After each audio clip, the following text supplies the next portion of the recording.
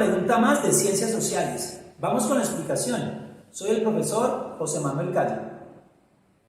El siguiente es un fragmento en el que líderes estudiantiles explican por qué se dio la Marcha del Silencio. La marcha se dio debido a la necesidad de demostrar que los universitarios no somos completamente apáticos frente a todo lo que sucede en el país.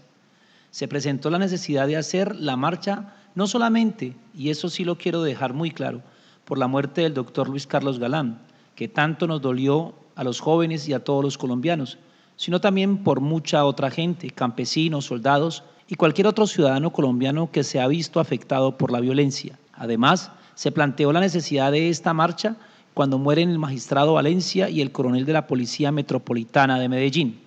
Puede afirmarse que este fragmento describe el contexto político de finales de la década de los años 80, porque en este periodo la sociedad civil se organizó para enfrentar la crisis humanitaria generada por las disputas de diferentes actores políticos.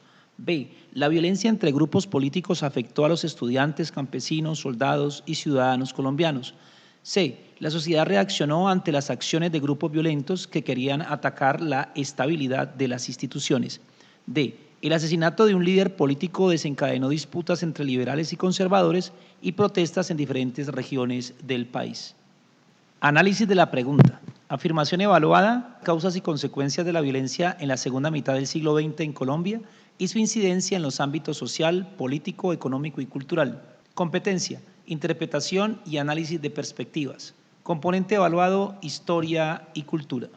Para responder esta pregunta, es importante que el estudiante se ubique en el tiempo y en el espacio, fundamentalmente en la época de los años 80. Análisis de las respuestas. La opción D es la distractora, pues nos hablan de un líder político, tratando de hacer referencia a Galán. Cuando hacen referencia es a Gaitán. Y recuerden que Gaitán fue asesinado en 1948, lo cual no coincide con la fecha establecida en el enunciado.